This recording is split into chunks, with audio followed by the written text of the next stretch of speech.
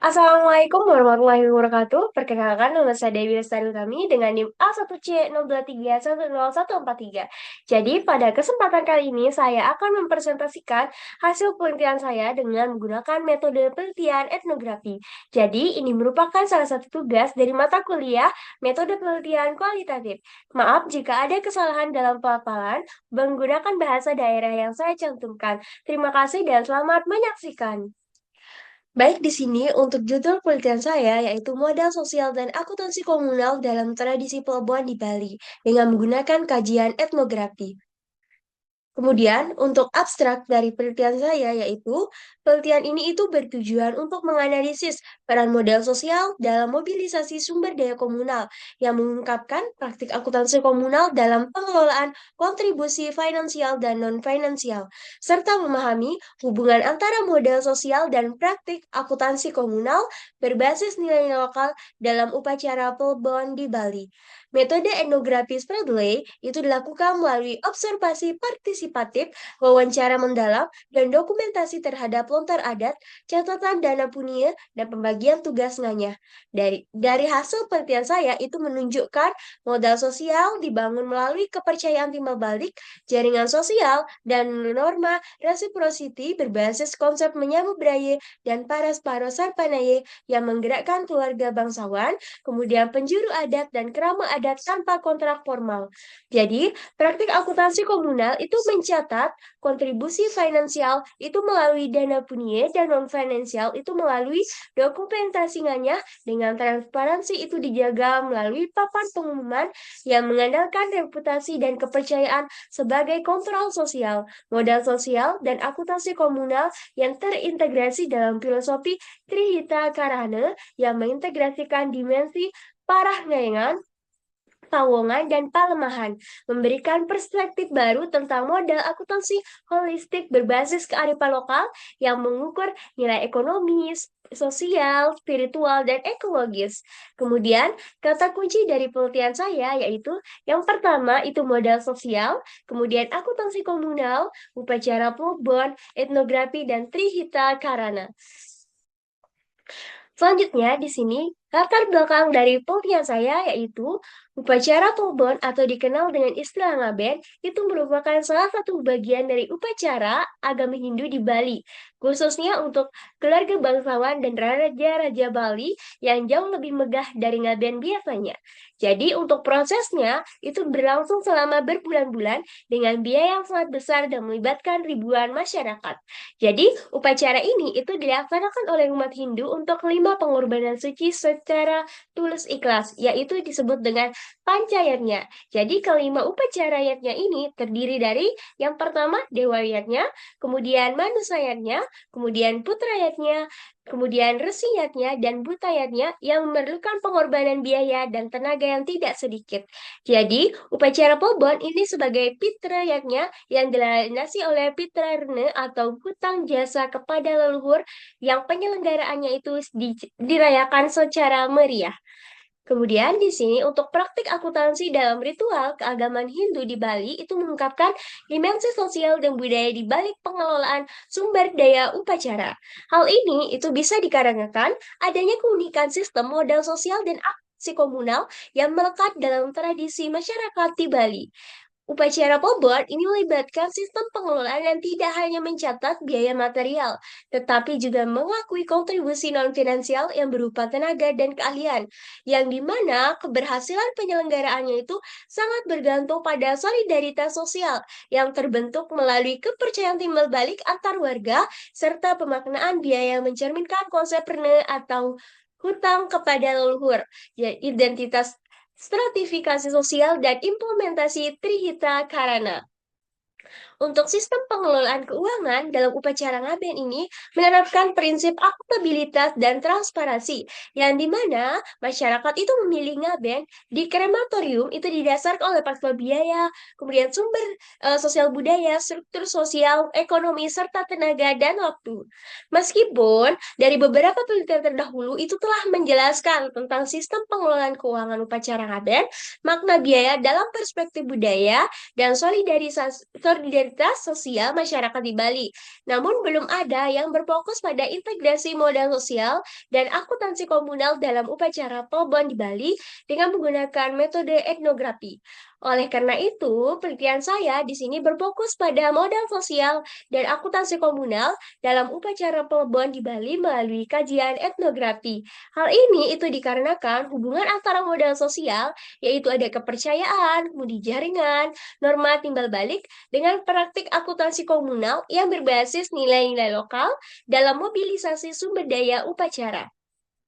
Modal sosial dan akuntansi komunal itu memegang peranan yang sangat penting dalam pengelolaan kontribusi finansial dan non-finansial dari ribuan masyarakat.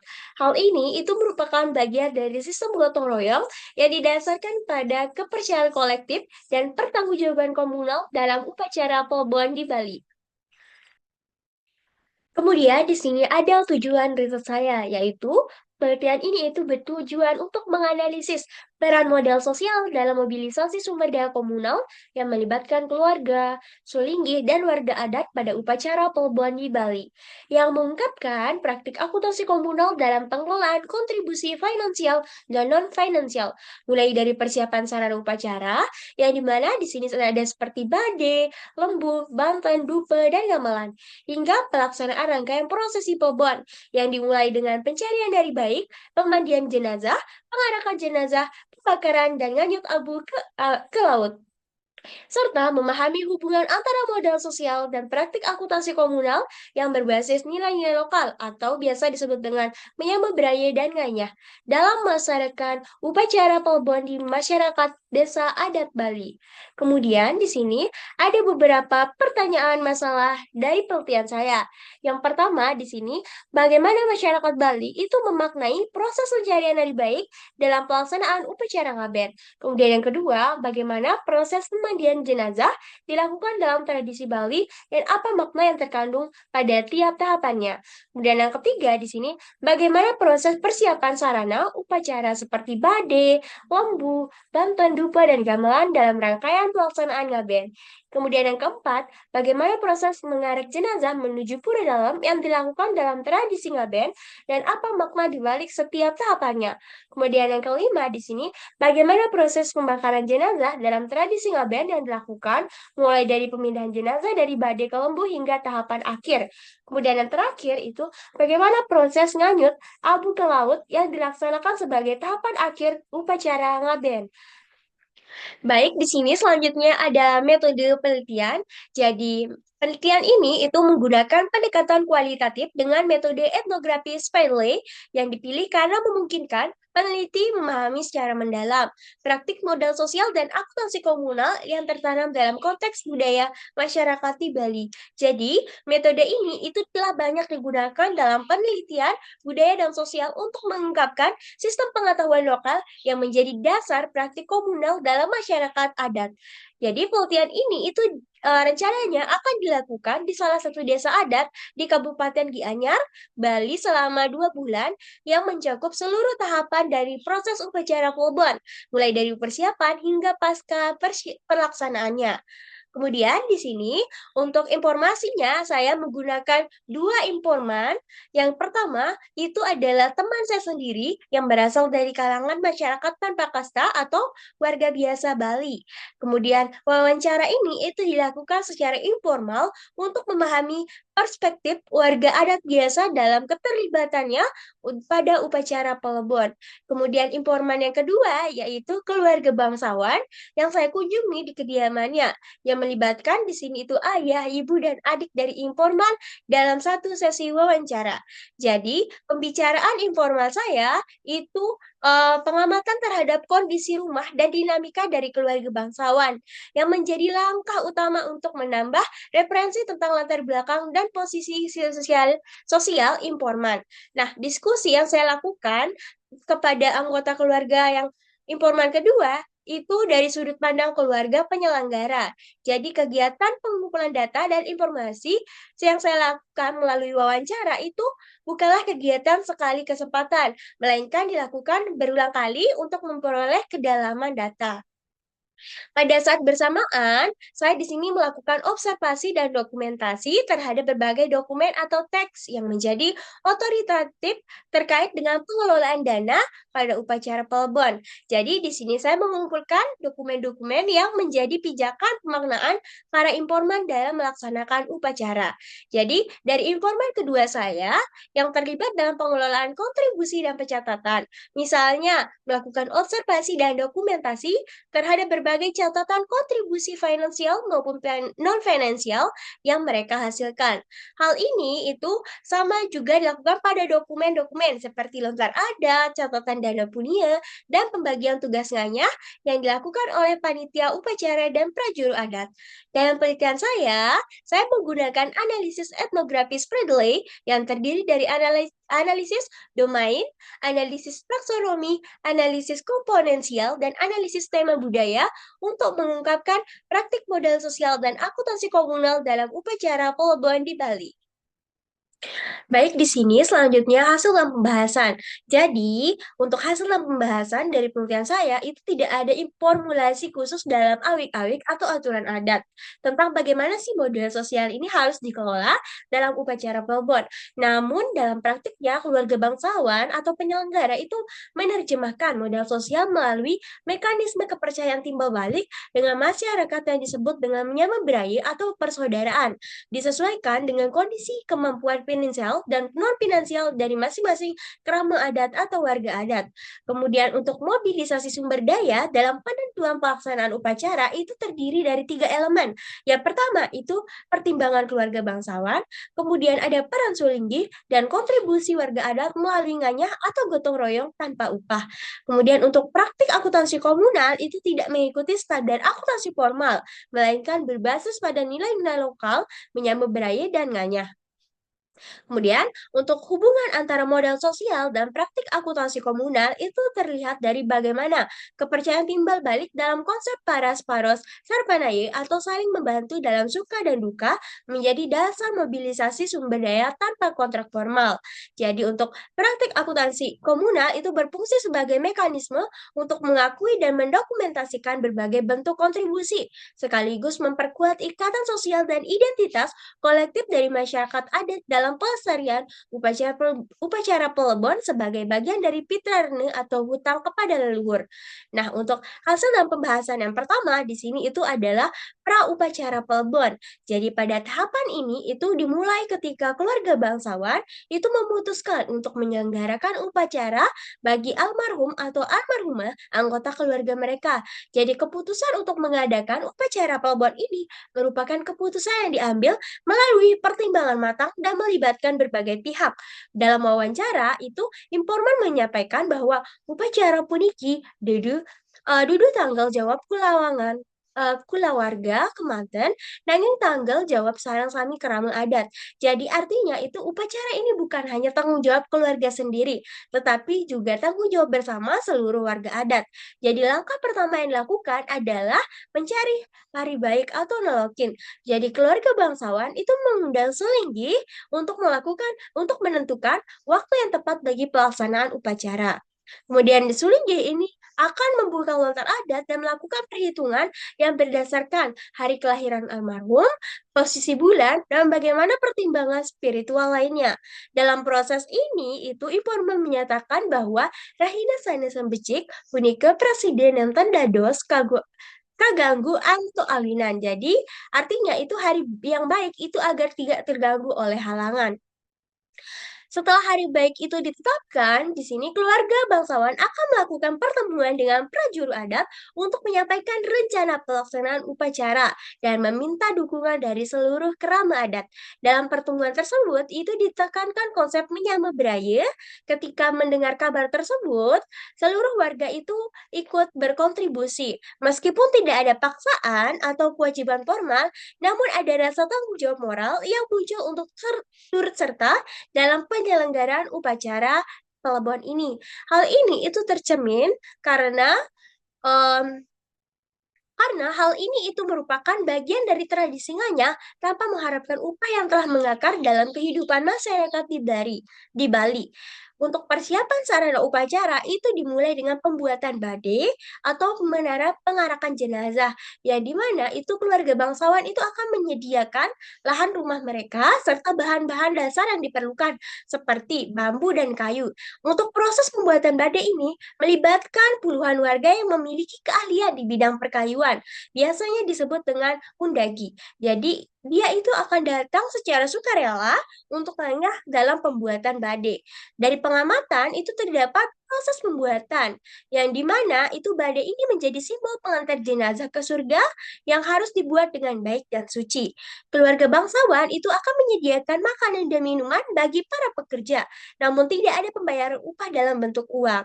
Selain badai, di sini ada juga proses pembuatan lembu atau sapi-sapian yang terbuat dari kayu. Nah, lembu ini juga melibatkan banyak tenaga kerja. Di sini, keluarga bangsawan itu akan membeli berbagai jenis kain dan hiasan. Namun untuk proses pengerjaannya, warga yang memiliki ahlian dalam bidang seni dan kerajinan itu datang secara sukarela. Tidak ada kontrak yang tertulis maupun perjanjian formal. Semua itu berjalan berdasarkan kepercayaan dan solidaritas sosial. Dalam bahasa Bali itu disebut dengan sagili sagulu salunglung sabayantaka. Jadi itu artinya adalah bersatu dalam satu pikiran, satu hati, satu tujuan, dan satu langkah. Kemudian di sini ada juga buatan sesaji atau banten. Ini itu merupakan tanggung jawab utama bagi kaum perempuan, yang dimana untuk upacara pelebon ini dibutuhkan ratusan jenis banten yang berbeda. Jadi para perempuan itu dari berbagai keluarga itu berkumpul untuk membentuk kelompok kerja yang disebut dengan ske banten. Nah, pada pembuatan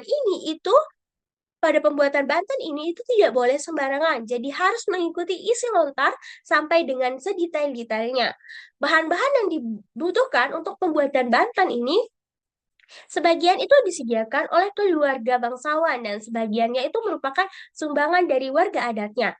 Dalam pengelolaan dana, itu prajurit adat akan membentuk panitia khusus yang dimana itu bertugas untuk mengumpulkan dan mencatat sumbangan dari masyarakat. Sumbangan ini itu disebut dengan dana punia yang bersifat sukarela. Dari pengamatan terhadap sistem pencatatan yang dilakukan oleh bendahara adat, setiap sumbangan itu dicatat dalam buku besar yang mencantumkan nama pemberi, jumlah uang, dan tanggal penerimaan. Nah, catatan ini akan ditempel pada papan pengumuman sebagai bentuk transparansi. Semua sumbangan itu harus dicatat secara lengkap dan dapat dilihat oleh seluruh warga adat. Jadi sistem pencatatan itu terbuka untuk menjaga kepercayaan dari masyarakat dan memastikan pertanggungjawaban penggunaan dana. Selain kontribusi finansial, panitia juga akan mencatat kontribusi dalam bentuk tenaga dan barang. Ada warga yang menyumbang beras, gula, kopi, dan bahan makanan lainnya. Ada juga yang menyumbangkan bunga dari kebun mereka untuk keperluan bantuan yang dibutuhkan. Nah, semua bentuk kontribusi ini itu dicatat dengan rinci meskipun tidak dinilai dalam bentuk uang.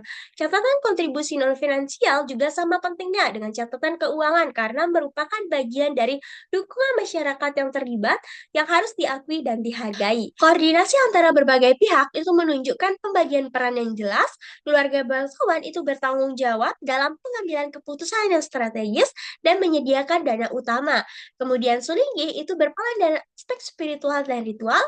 Kemudian para juru adat itu bertindak sebagai koordinator yang mengkoordinasir partisipasi dari masyarakat.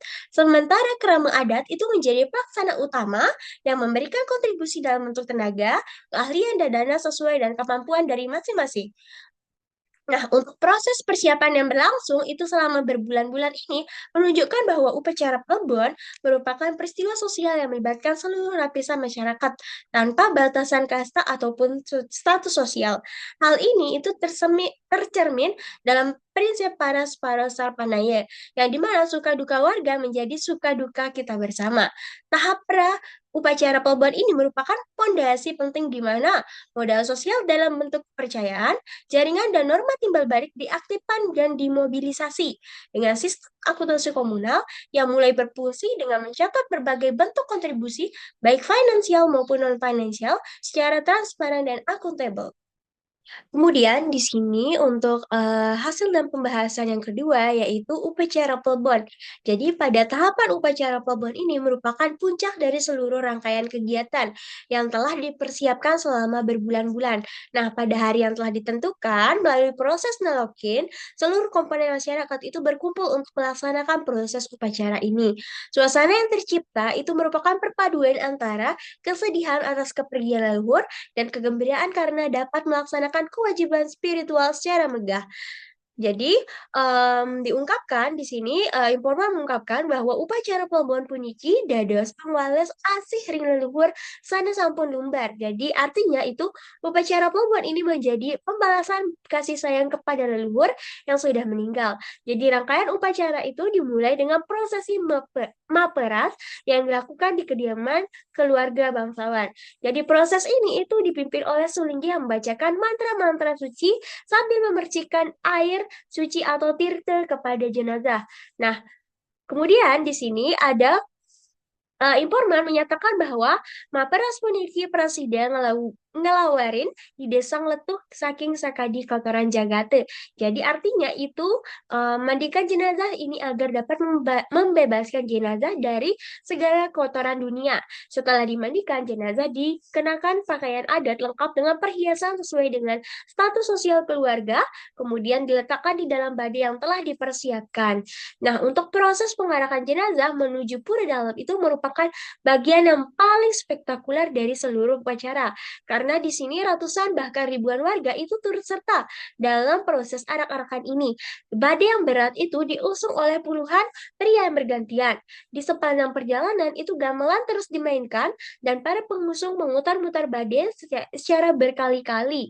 Gerakan memutar ini memiliki makna filosofis sebagaimana yang diungkapkan oleh informan yaitu Nyiderang bade funiki dado sarana lintangan ide sengletu supaya nenten ngalih mardi mulih. Jadi artinya itu adalah memutar badai ini menjadi sarana untuk mengacaukan jenazah agar tidak mengetahui jalan pulang. Nah, di sini itu dilakukan agar arwah itu tidak kembali ke dunia dan dapat melanjutkan perjalanan spiritualnya dengan tenang. Pembagian peran dalam prosesi arak-arakan ini sangat jelas terlihat, yang dimana keluarga bangsawan itu berjalan di depan membawa berbagai perlengkapan upacara. Kemudian Sulinggi memimpin doa-doa di sepanjang perjalanan. Sementara kerama adat itu terbagi dalam kelompok-kelompok dengan tugas masing-masing. Ada yang mengusung bade, membawa lembu, memainkan gamelan, dan membawa berbagai jenis bantal yang sudah dipersiapkan. Nah, semuanya itu telah dilakukan dalam semangat nganyah dan menyambut beraya. Nah, sesampainya di pura dalam, jenazah akan dipindahkan dari badai ke lembu yang telah diisi dengan berbagai bahan bakar. Jadi, di sekeliling lembu itu diletakkan berbagai banten sebagai persembahan. Untuk proses pembakaran jenazah merupakan puncak dari upacara, di mana Sulinggi itu memimpin upacara dengan membacakan mantra-mantra panjang sambil melakukan berbagai ritual. Ketika api mulai dinyalakan, seluruh yang hadir akan berdoa dalam hati masing-masing. Nah, dalam momen ini itu informan mengungkapkan bahwa geni puniki dados sarana ngicenin kesucian dan ide sang letuh ngelu warin saking raga jagate. Jadi artinya itu api ini menjadi sarana memberikan kesucian kepada jenazah untuk membebaskan diri dari raga dunia.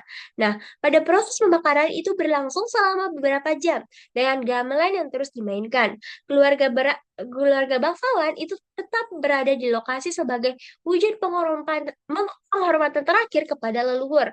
Di beberapa sudut lokasi itu para perempuan menyiapkan makanan dan minuman untuk seluruh yang hadir sebagai bagian dari tanggung jawab keluarga penyelenggara kepada semua yang telah nganyah.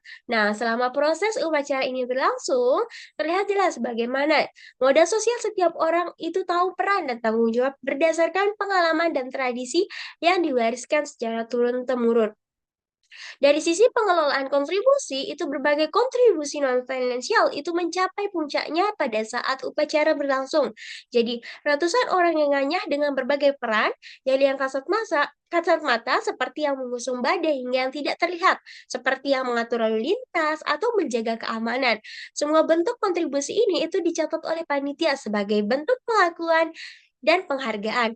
Nah, pada tahapan upacara perubahan ini menunjukkan bahwa praktik akuntansi komunal itu tidak hanya berkaitan dengan pencatatan dana dan barang, tetapi juga pencatatan aktivitas dan partisipasi sosial.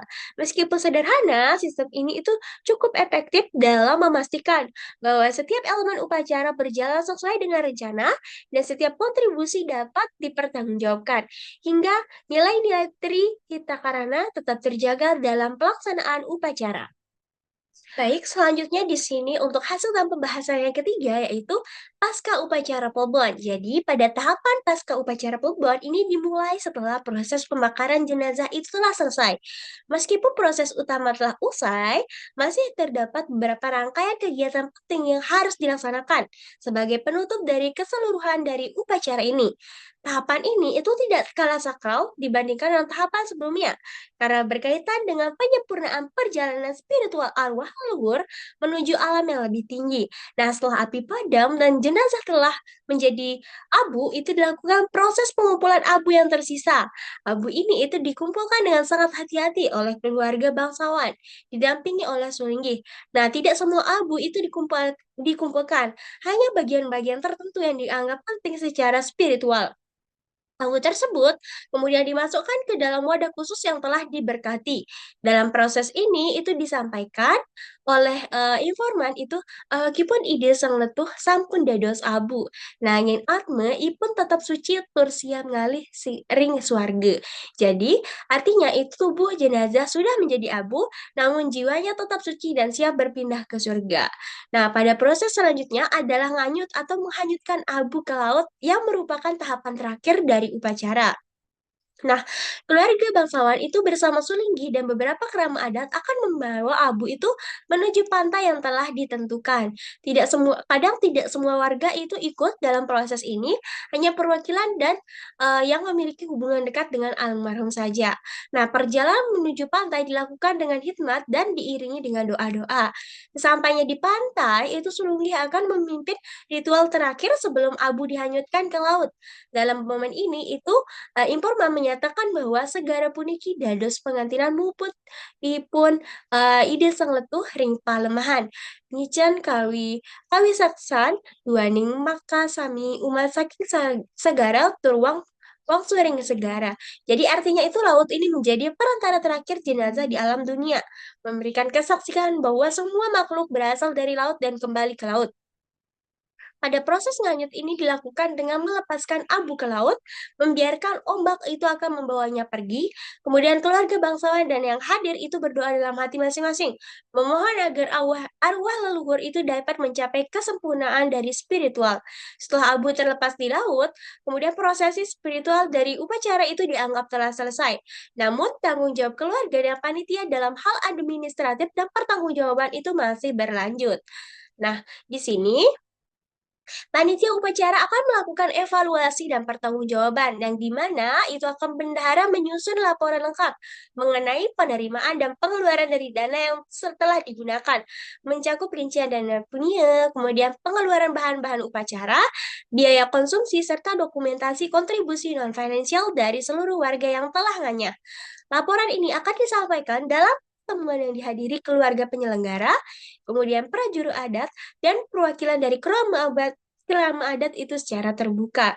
Untuk pengelolaan dana dilakukan dengan teliti. Setiap pengeluaran didukung bukti yang jelas, meskipun sistem pencatatannya sederhana, tingkat akurasi dan transparansinya itu sangat tinggi, menunjukkan bahwa akuntansi komunal memiliki mekanisme kontrol sosial yang kuat di mana reputasi dan kepercayaan menjadi modal utama.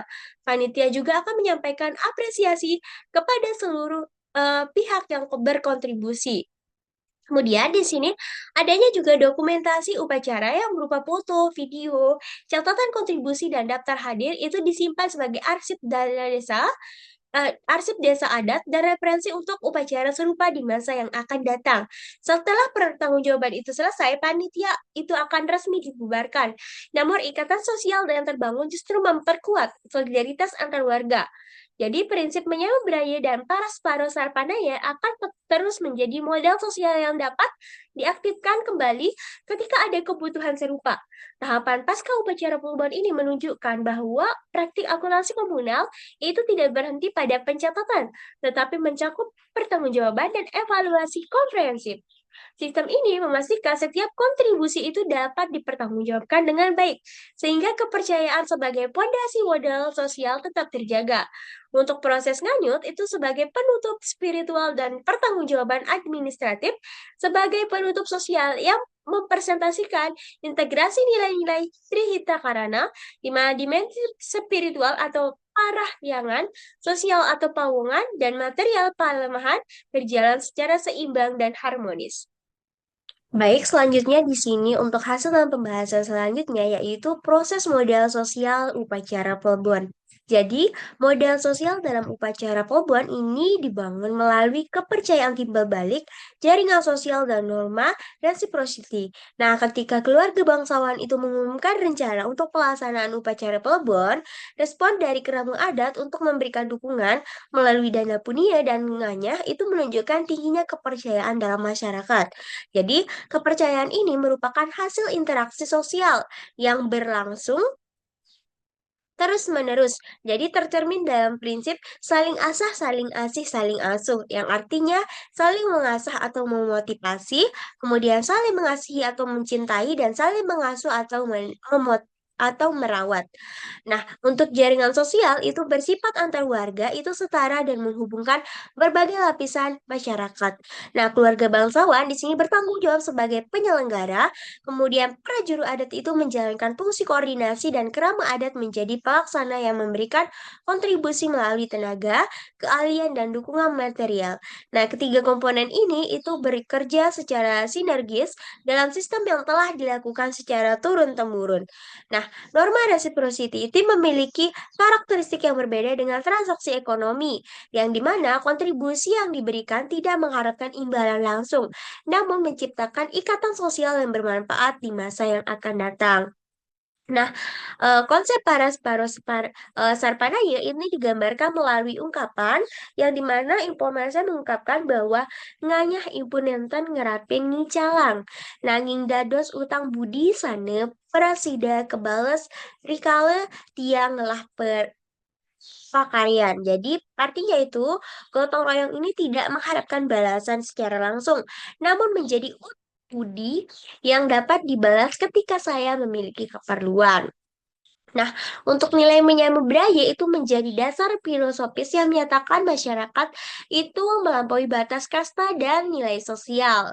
Nah, untuk aktivitas modal sosial itu dimulai melalui sangkep yang dimana keluarga menyelenggara mengaktifkan jaringan sosial kepercayaan yang telah terhubung. Nah, efektivitas modal sosial ini terlihat dari kemampuannya untuk menggerakkan ribuan orang secara terkoorganisir itu tanpa struktur formal yang secara kompleks, mengandalkan kepercayaan dan reputasi sebagai mekanisme kontrol sosial.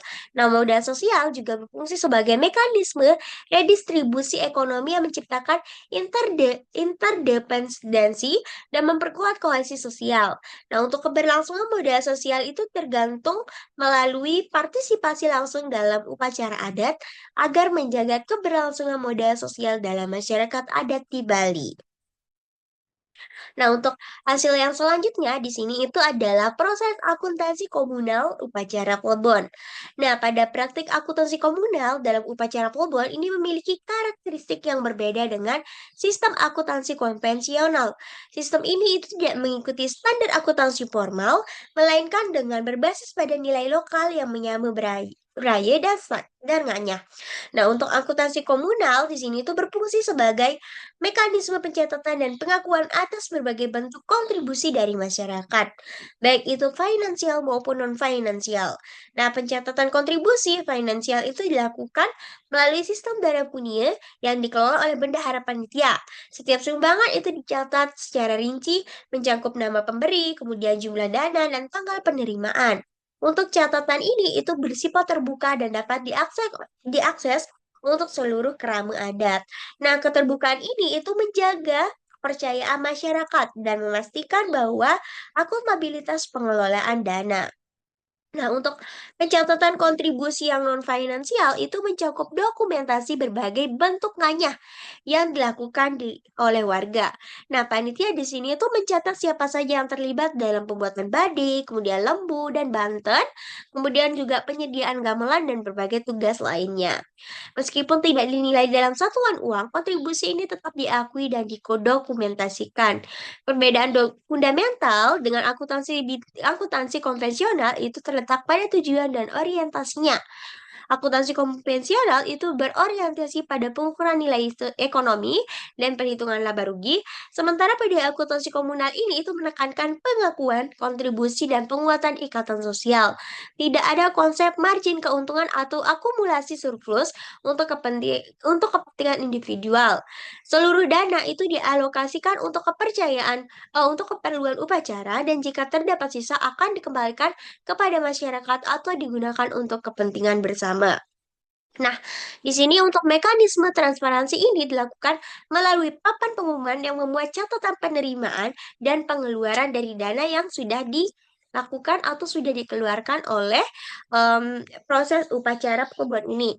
Jadi sistem keterbukaannya itu menciptakan mekanisme kontrol sosial yang efektif di mana reputasi dan kepercayaan itu menjadi pertaruhan bagi pengelola.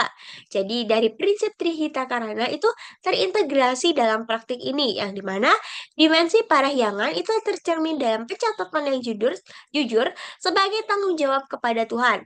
Kemudian dimensi pawongan itu terwujud melalui transparansi kepada sesama, dan dimensi pelemahan itu terlihat dari pencatatan penggunaan bahan alam yang secara bijak.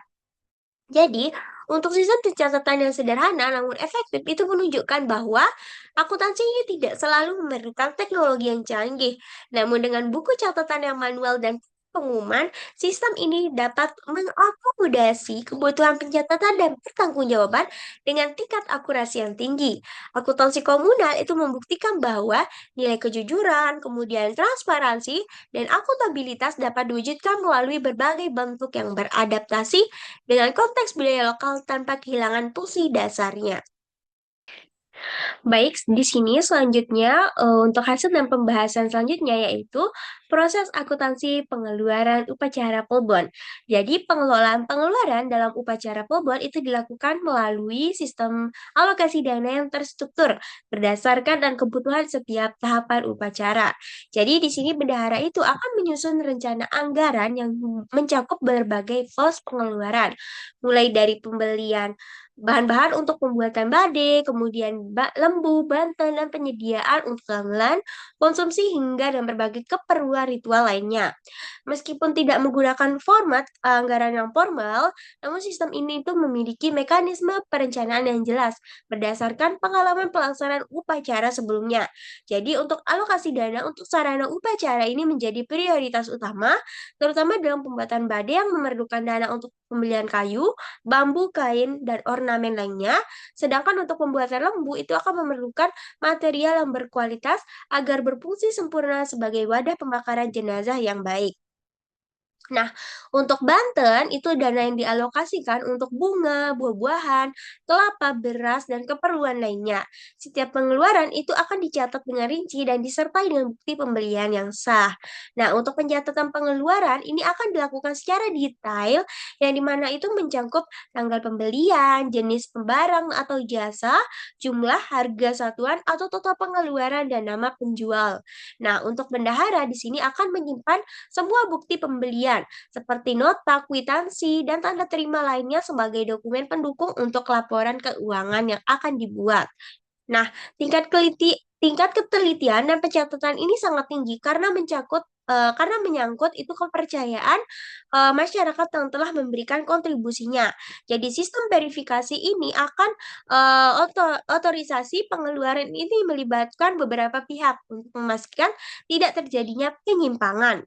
Nah, setiap pengeluaran besar itu harus dapat persetujuan dari ketua panitia dan diketahui oleh perwakilan dari keluarga. Nah, untuk pembelian bahan tertentu itu biasanya panitia akan melibatkan undagi atau ahli yang kompeten agar dana itu menghasilkan kualitas yang terbaik.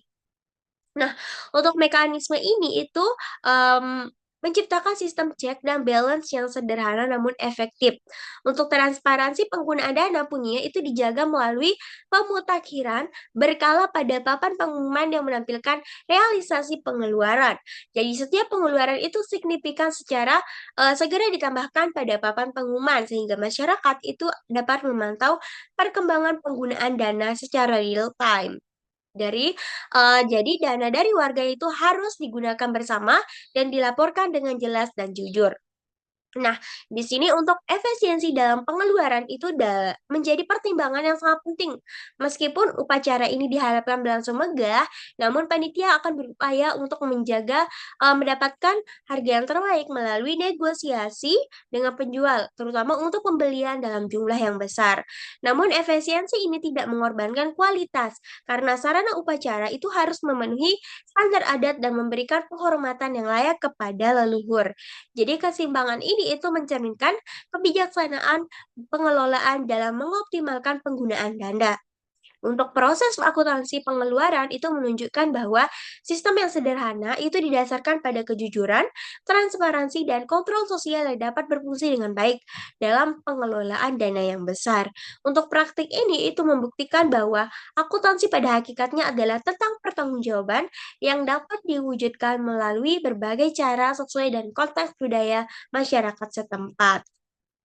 Nah, untuk hasil dan pembahasan yang selanjutnya di sini itu adalah budaya upacara perubahan sebagai tradisi turun-temurun dari leluhur.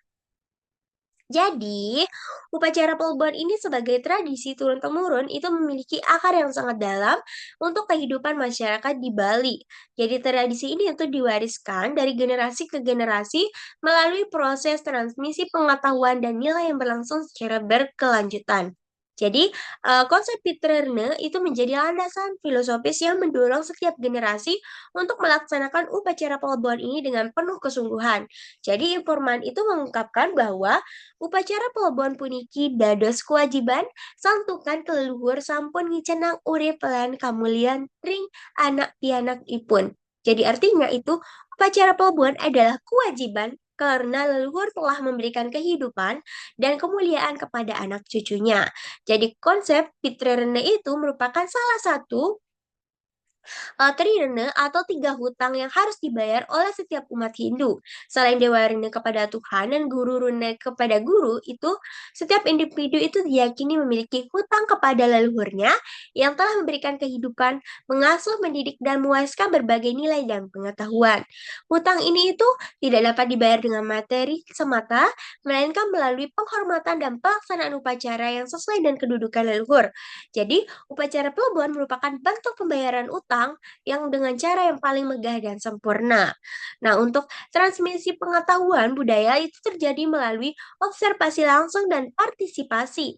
Jadi generasi muda itu belajar tentang cara upacara dengan mengamati bagaimana si Sulinggi itu memimpin ritual, kemudian bagaimana Undagi itu membuat badik di lembu, dan bagaimana perempuan itu dalam pembuatan banten. Nah, selain itu juga bagaimana sih seluruh masyarakat itu bekerja sama dalam semangat nganyah. Jadi, pembelajaran ini itu bersifat eksperiensial yang dimana pengetahuan itu diperoleh melalui praktik langsung dan pengalaman dari partisipasi. Peran lontar adat dan sulinggi di sini itu sangat penting untuk menjaga keaslian dari tradisi.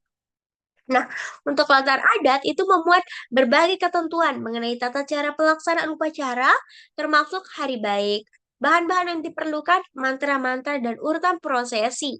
Jadi, Selinggih di sini itu berperan itu memiliki pengetahuan yang mendalam, menjadi rujukan utama untuk setiap tahapan upacara. Memastikan upacara itu tetap dilaksanakan sesuai dengan ketentuan yang telah diwariskan, leluhur tanpa mengalami perubahan yang substansial. Jadi di sini untuk upacara Kebon juga berfungsi sebagai tanda identitas dan stratifikasi sosial dalam masyarakat di Bali. Kemegahan upacara itu mencerminkan kedudukan sosial keluarga penyelenggara.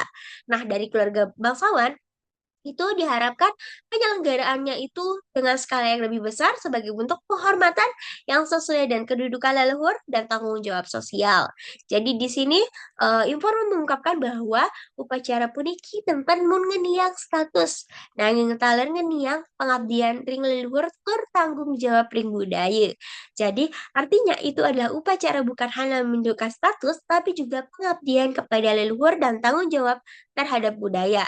Jadi untuk pelestarian tradisi ini menghadapi tantangan di era modern. Jadi urbanisasi itu menyebabkan banyak generasi muda itu meninggalkan desa adat, sehingga mengurangi intensitas keterlibatan mereka dalam kegiatan adat istiadat. Untuk biaya pelaksanaan yang semakin tinggi menjadi beban ekonomi yang tidak ringan. Jadi pengaruh modernisasi itu membawa perubahan nilai di mana efisiensi dan pragmatisme itu mulai menggantikan nilai-nilai tradisional. Jadi beberapa keluarga itu mulai mempertimbangkan upacara dengan skala yang lebih sederhana atau beralih ke krematorium modern yang lebih praktis dan ekonomis. Namun, kesadaran akan pentingnya tradisi ini masih sangat kuat, sehingga upacara besar seperti upacara Plebon itu tetap dilaksanakan dengan megah karena dipandang sebagai investasi sosial dan spiritual yang memiliki nilai jangka panjang. Nah, keberhasilan dari pelaksanaan upacara ini akan memberikan kepuasan spiritual bagi keluarga dan memperkuat ikatan sosial dengan masyarakat, serta menjaga reputasi serta penghormatan keluarga. Nah, untuk upacara Plebon sebagai tradisi yang turun-temurun ini menunjukkan bahwa budaya merupakan warisan yang hidup dan dinamis. Meskipun menghadapi tantangan yang modernisasi, tradisi ini tetap bertahan karena memiliki akar yang kuat dalam sistem kepercayaan, kemudian struktur sosial dan identitas kolektif dari masyarakat di Bali. Pelestarian tradisi bukan berarti menolak perubahan, melainkan mengadaptasikannya nilai-nilai tradisional dengan kondisi zaman tanpa kehilangan esensi dan makna spiritualnya. Baik, selanjutnya di sini itu hasil dalam pembahasan yang terakhir yaitu budaya upacara Plebon sebagai manifestasi Trihita Karana. Jadi, upacara Plebon merupakan manifestasi konkret dari filosofi Trihita Karana yang menjadi pandangan hidup masyarakat Hindu di Bali.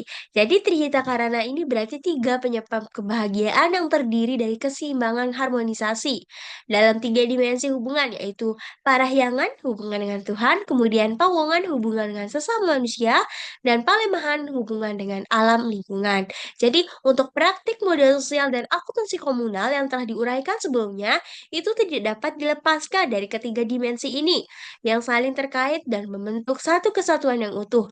Dimensi parahyangan itu tercermin dalam seluruh aspek spiritual upacara Ngobon ini. Nah, untuk pelaksanaan fitrahnya atau korban suci kepada leluhur sebagai kewajiban keagamaan.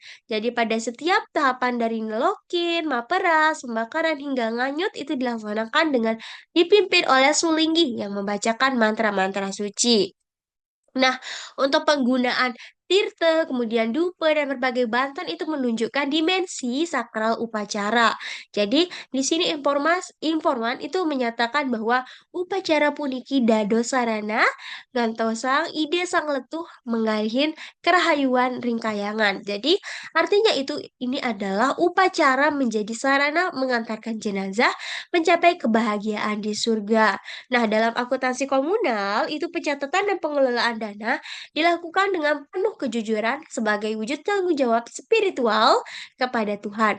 Nah, dimensi pawongan itu terwujud melalui praktik modal sosial yang menggerakkan seluruh komponen masyarakat. Nah, dengan konsep menyambut beraya dan paras parosa panaya itu menciptakan solidaritas sosial melampaui batas kasta dan status ekonomi. Jadi setiap individu itu memiliki peranan yang sama pentingnya, baik keluarga bangsawan, kemudian penjuru adat maupun keramu adat. Sistem akuntansi komunal yang transparan dan akuntabel itu merupakan wujud penghormatan terhadap kepercayaan sesama. Jadi dimensi pelemahan itu terlihat dari hubungan harmonis dengan alam, kemudian bahan-bahan untuk bade, kemudian material untuk lembu, serta komponen-komponen yang dibutuhkan dalam banten itu merupakan hasil alam yang digunakan dengan penuh rasa syukur. Nah, untuk proses nganyut itu menunjukkan bahwa pemahaman bahwa manusia itu berasal dari alam dan harus kembali ke alam. Dalam pencatatan pengeluaran, penggunaan bahan alam dilakukan secara efisien tanpa pemborosan, sehingga menghargai setiap pemberian dari alam. Nah, integrasi ketiga dimensi Trihita Karana ini menunjukkan bahwa aspek spiritual, sosial, dan ekologis itu tidak dapat dipisahkan. Jadi keseimbangan antara spiritual itu tidak akan tercapai tanpa keharmonisan sosial dan kelestarian dari alam. Modal sosial yang kuat didorong oleh motivasi spiritual dan didukung oleh pemanfaatan sumber daya alam yang bijaksana. Untuk praktik akuntansi komunal yang mencatat kontribusi finansial, tenaga, dan penggunaan bahan alam itu mencerminkan pandangan holistik yang mengintegrasikan ketiga dimensi tersebut. Relevansi Trihita Karana itu dalam menghadapi tantangan modernisasi menjadi semakin penting.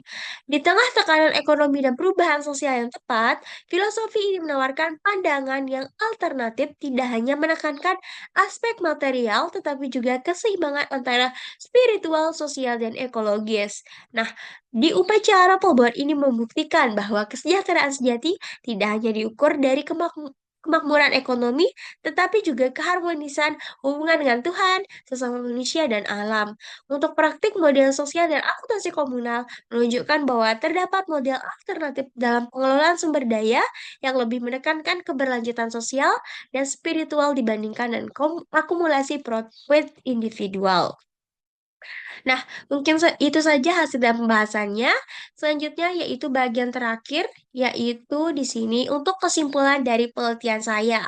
Nah, model sosial dalam upacara pelebuhan itu dibangun melalui kepercayaan timbal balik, jaringan sosial, dan norma reciprocity, berbasis konsep menyambut beraya dan paras paras sarpanaya, yang menggerakkan keluarga bangsawan, kemudian prajuru adat dan kerama adat itu untuk bekerja secara sinergik tanpa kontrak formal. Nah, untuk praktik akuntansi komunal itu mencatat kontribusi finansial melalui dana puniyah dan kontribusi non-finansial.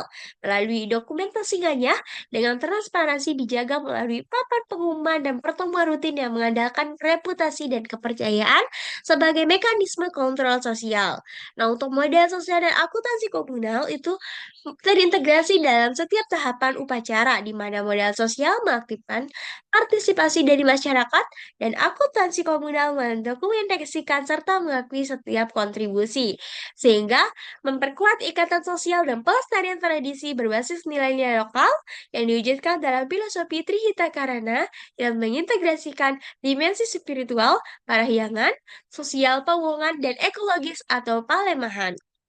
Nah, untuk kebaruan dari penelitian ini itu terletak pada penggunaan metodologi etnografi Spreadley untuk mengungkapkan integrasi modal sosial dan akuntansi komunal dalam upacara pelebuhan di Bali, yang berbeda dengan penelitian terdahulunya yang hanya membahas tentang aspek pengelolaan keuangan, makna biaya atau solidaritas sosial yang secara terpisah.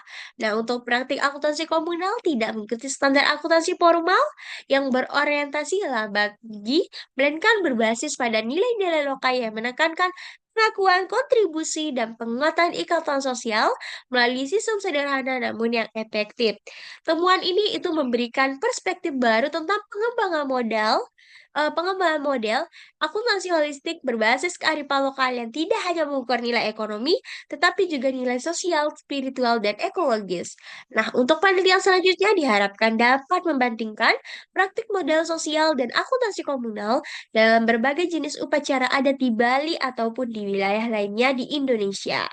Untuk mengeksplorasi dampak modernisasi dan digitalisasi terhadap keberlanjutan praktik akuntansi komunal serta mengembangkan penelitian kualitatif untuk mengukur efektivitas sistem akuntansi komunal dibandingkan dengan sistem akuntansi formal dalam konteks pengelolaan dana komunal dan mengembangkan indikator kinerja yang sesuai dengan konteks budaya lokal.